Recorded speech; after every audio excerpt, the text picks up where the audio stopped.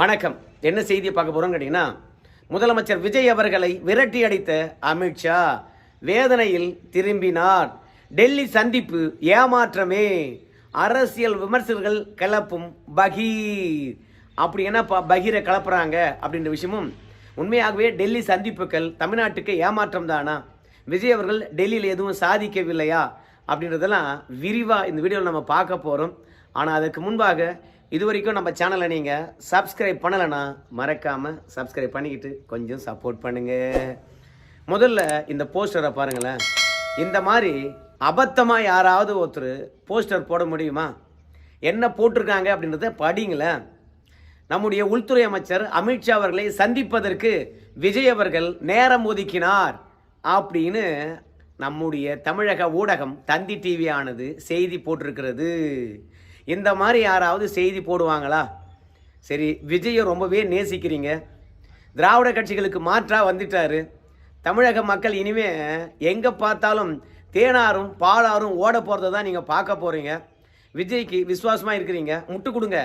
ஆனால் அதற்காக யார் யாருக்கு என்னென்ன அதிகாரம், நம்ம இந்தியாவில் இந்திய அரசியலமைப்பு சட்டப்படி என்னென்ன புரோட்டோக்கால் யாருக்கு இருக்குது, யாரை போய் யாரை சந்திக்கணும், அதோட யாருக்கு யார் நேரம் ஒதுக்கணும், அந்த வழிமுறையெல்லாம் இருக்கிறது.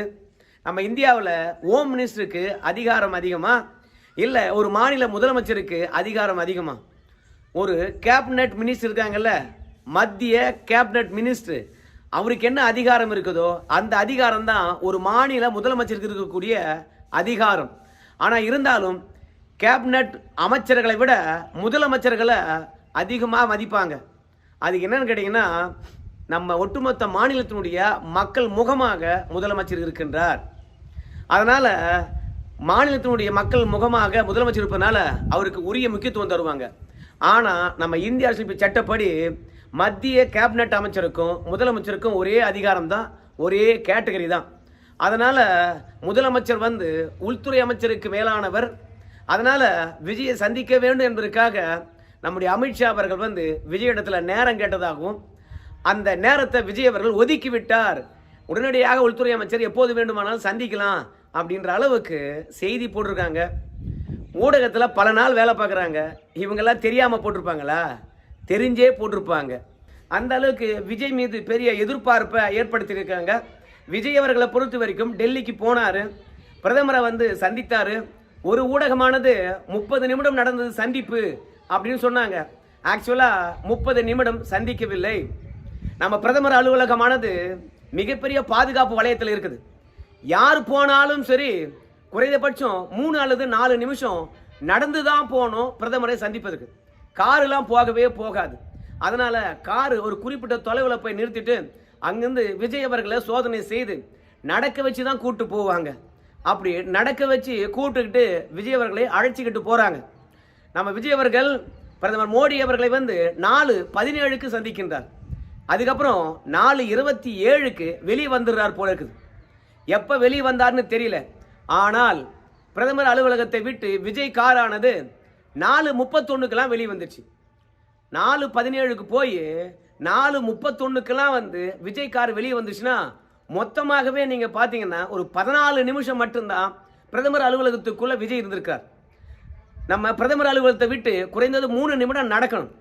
அப்படி பார்த்தோம்னா நம்ம விஜய் அவர்கள் மொத்தமாக 10 நிமிடம் மட்டும்தான் நம்ம பிரதமர்கிட்ட பேசியிருக்கின்றார்.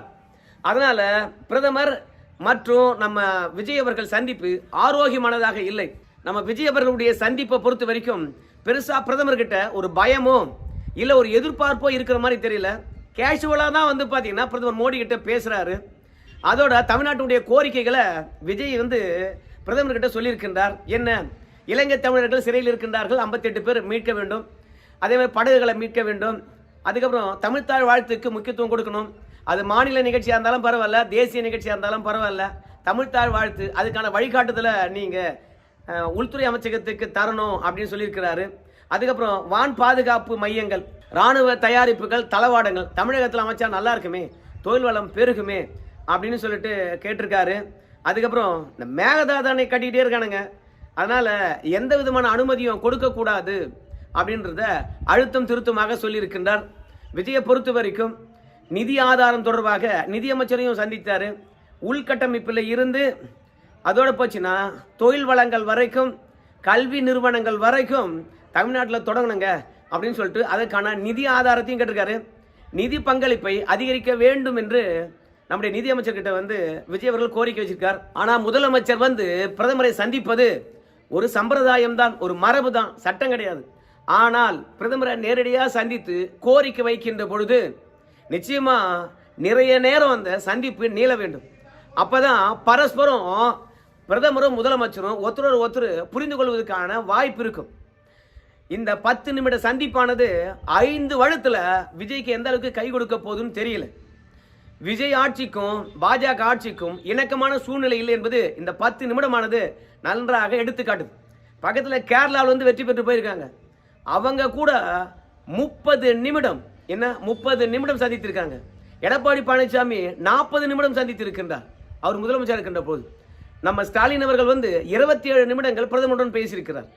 இப்படி எல்லாருமே ஒரு நீண்ட கோரிக்கை வச்சு பிரதமர் இடத்துல நல்ல ஆரோக்கியமான உறவை மேம்படுத்துகின்ற போது நம்ம விஜய் அவர்கள் மட்டும் 10 நிமிடத்தில் சந்திப்பை முடிச்சுட்டு வந்திருக்கின்றார். பிரதமரே முடிச்சுக்கிட்டாரா இல்லை அவ்வளோதாங்க வேற ஒன்றும் இல்லைங்க கிளம்புறேன்னு சொல்லிட்டு விஜய் அவர்கள் வந்துட்டாரா என்ன நமக்கு தெரியலை. அதனால டெல்லி சந்திப்பு தமிழ்நாட்டு மக்களுக்கு பெருசாக எதுவும் கொண்டு வந்து சேர்க்கல அப்படின்னு நல்லா தெரியுது. இதில் அமித்ஷாவை வேற சந்திக்க போறோம்னு சொல்லிட்டு நேரம் கேட்டாராம். அமித்ஷா நேரம் ஒதுக்கவே இல்லையா? அரசியல் காரணங்களா இல்லை உள்துறை அமைச்சரை சந்தித்து என்ன பேச போறாரு? தமிழ்நாட்டில் நக்சலைட் இருக்காங்களா?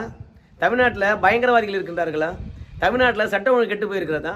தமிழ்நாட்டில் போதை புழக்கமானது அதிகம் இருக்குதா? இல்லை திமுக அமைச்சர்களை தூக்கி உள்ள வைக்கணுமா? அடுத்து வருமான வரித்துறையானது உள்ள சோதனை செய்யணுமா? அடுத்தடுத்து இடி ஆனது களமிறங்க வேண்டுமா? கேரளாவுக்கு மட்டுமே இடி அனுப்புறீங்களா, தமிழ்நாட்டுக்குலாம் அனுப்ப மாட்டீங்களா அப்படின்னு கோரிக்கை வைக்க போனாரா? அமித்ஷாவை நம்முடைய முதலமைச்சர் எதுக்காக சந்திக்க போறாரு? என்ன கோரிக்கை கையில் வச்சிருக்காரு யாருக்குமே தெரிய மாட்டேங்குது. ஆனால் டிவியில் போய் பார்க்கும்போது அமித்ஷா விஜயை சந்திக்க மறுத்து விட்டார் அப்படின்னு செய்தி மட்டும் வருது. கீழே போய் பார்த்தா எந்த டீட்டெயிலும் இல்லை. விஜய் நம்முடைய அமித்ஷா அவர்களை சந்திக்க வேண்டும் என்று நினைத்தார். ஆனால் அந்த சந்திப்புக்கு நேரம் ஒதுக்காத காரணத்தினால் ஏமாற்றத்துடன் விஜய் அவர்கள் திரும்பி வருகின்றார்ன்றாங்க. அமித்ஷாவை சந்திக்கணும் என்பதனாலேயே சோனியா காந்தி ராகுல் காந்திலாம் நம்ம விஜய் அவர்கள் சந்திக்கவே இல்லை. ஏன்பா இந்த சந்திப்பு அரசியல் சார்ந்த நிகழ்வாக இருக்கக்கூடாது, அதனால சோனியா காந்தி ராகுல் காந்திலாம் இப்போ நான் சந்திக்கலை, இது அரசு சார்ந்த நிகழ்வாக இருக்கட்டும் அப்படின்றதுக்காக தான் உங்களை சந்திக்கலப்பா அப்படின்னு சொல்லிட்டு கூட அமித்ஷாவை சந்திக்க வேண்டும் என்று நினைச்சாரு. ஆனால் அமித்ஷா பொறுத்த வரைக்கும் நீ அதிமுகவை என்ன பண்ணன்றது எனக்கு தெரியண்டா தம்பி. ரெண்டாவது லாட்ரி மார்ட்டினுடைய மருமகனை வச்சுக்கிட்டு நீ என்ன சித்து வேலையெல்லாம் காட்டுன்றது எனக்கு தெரியண்டா தம்பி. அதனால் உன்னுடைய குதிரை பேர விஷயத்தை நான் வச்சுக்கிறேன், விசாரணை அமைப்பை அனுப்புகிறேன், அதிமுகனர்கிட்ட அறிக்கை கேட்டிருக்கேன். அதனால் அதிமுக என்ற கழகமானது எப்பேற்பட்டது எங்கள் கூட்டணியில் இருக்குது, என்ன தைரியம் இருந்தால் அதிலிருந்து ஒரு 4 பேரை காசு கொடுத்து உன் பக்கம் இழுத்துக்கிட்டு நீ தமிழக அரசியல் களத்தில் எனக்கே ஃபிலிம் காட்டுறேன்னு இரு வர அப்படின்னு சொல்லிவிட்டு அதிமுக கிட்டேருந்து அறிக்கை கேட்டிருக்காங்க. அந்த அறிக்கைக்கு பிறகு தவேக அரசுக்கு ஆப்பு இருக்கும் என்று நினைக்கின்றேன். அதனால் இந்த குதிரை பேர விஷயத்தில் நடவடிக்கை எடுக்கணும்னா விஜய் அவர்களை சந்திக்கக்கூடாது. ஒரு இணக்கமான சூழ்நிலை ஏற்பட்டு போச்சுன்னா அதுக்கப்புறம் இந்த தவேக அரசாங்கத்தின் மீது நடவடிக்கை எடுக்க முடியாது. ஏன்னா அதிமுகவுடைய பாராளுமன்ற உறுப்பினர் தனபால் அவர்கள் சொல்கிறாரு, 4 பேர் ராஜினாமா பண்ணியிருக்காங்க, அவங்க கட்டுக்கட்டாக பணம் வாங்கியிருக்காங்க, நிச்சயமாக பேரம் இல்லாமல் இவங்க எப்படிங்க ராஜினாமா பண்ணிட்டு போயிருக்க முடியும்? தொகுதியை வெற்றி பெற வேண்டும் என்பதற்காக எவ்வளோ செலவு பண்ணாங்க? அவ்வளோ செலவு பண்ணிவிட்டு பதவியை ராஜினாமா பண்ணிவிட்டு வீட்டில் சும்மா உட்காருவாங்களா? அதனால் செலவு பண்ணதை விட அதிகமாக பணம் தரேன்னு சொல்லிவிட்டு எங்கள் ஆளுங்க ராஜினாமா பண்ணிவிட்டு அந்த பக்கம் போயிருக்காங்க அப்படின்னு தனபால் வேற சொல்லியிருக்கிறாரு. கண்டிப்பாக சிபிஐ ஆனது விசாரணை நடத்தணும், அமலாக்கத்துறை வரணும், சட்டவிரோதமான பணப்பரிவர்த்தனை நடந்திருக்கிறது, கண்டிப்பாக நீதிமன்றத்தை நாடுவோம் அப்படின்னு தனபால் அவர்கள் சொல்லியிருக்கின்றார். அதனால் இந்த குதிரை பேரத்தினால் அமித்ஷா அவர்கள் மனம் உடைந்திருப்பதனால நம்முடைய விஜய் அவர்களை சந்திக்கவில்லை என்று சொல்கிறாங்க.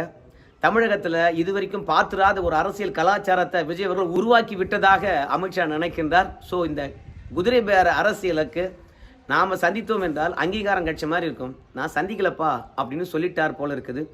பாவம் ராகுல் காந்தி திமுக இடத்துல விட்டு ஓடி போடணும், திமுக வளர்த்ததெல்லாம் போதும், விஜய் மாற்றா வந்தார், எப்படியாவது அவருடைய தோளில் ஏறிக்கணும், தொத்திக்கின்னு எங்கன்னா போயிடணும் அப்படின்னு வந்து நம்ம ராகுல் காந்தி நினைச்சாரு. டெல்லி வந்தால் கண்டிப்பாக விஜய் அவர்கள் நம்மளை சந்திப்பார் அப்படின்னு ஆசையாக இருந்தார். ஆனால் அமித்ஷா கோச்சிக்கிட்டாரு. அது மட்டும் இல்லை, உனக்கு 108 இடங்கள் கிடைச்சதா, அடுத்தது என்ன பண்ணியிருக்கணும், அமித்ஷாவை அணுகியிருக்க வேண்டும் என்று அமித்ஷா நினைக்கின்றார்.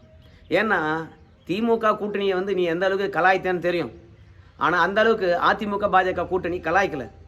இயல்பாக பெரும்பான்மை வேணும்னா அதிமுகவினர் தான் நீ வந்து அணுகியிருக்க வேண்டும். பார்த்து அமித்ஷாவை எங்களுக்கு ஆதரவளிக்க சொல்லுங்கள் அப்படின்னு தான் செஞ்சுருக்கணும். ஆனால் நீ எதிர்முகாமல் இருக்கக்கூடிய கூட்டணியெல்லாம் சேர்ந்துக்கிட்டு ஆட்சி அமைப்ப, எங்களை உதாசனப்படுத்துவ, ஆனால் உன்னை நான் சந்திக்கணுமா அப்படின்னு சொல்லிவிட்டு ஆட்சி அமைப்பதிலே வந்து விஜய் மீது அமித்ஷாவுக்கு ஒரு கோபம். அதனால தான் அமித்ஷா அவர்கள் விஜயை சந்திக்காமல் தவிர்த்திருக்கின்றார் என்று சொல்கிறாங்க. தமிழ்நாட்டில் நம்ம விஜய் அவர்கள் உருவாக்கி இருக்கின்ற அரசியல் கலாச்சாரம் நம்ம அமித்ஷாவுக்கு பிடிக்கவே இல்லையாம். அதனால் கடும் கோபத்தில் இருக்கின்றாராம். பிறகு பார்க்கலாம் என்று சொல்லியிருக்கின்றாராம். பார்க்கலாம் என்ன நடக்க போகுதுன்னு சொல்லிட்டு. நன்றி நண்பர்களே.